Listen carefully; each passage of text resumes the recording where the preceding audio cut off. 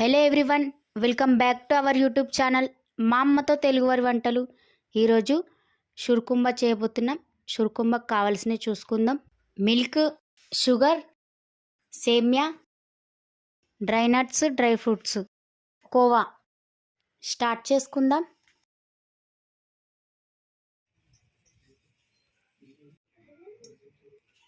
ఇందులోనే నెయ్యి వేసుకుందాం.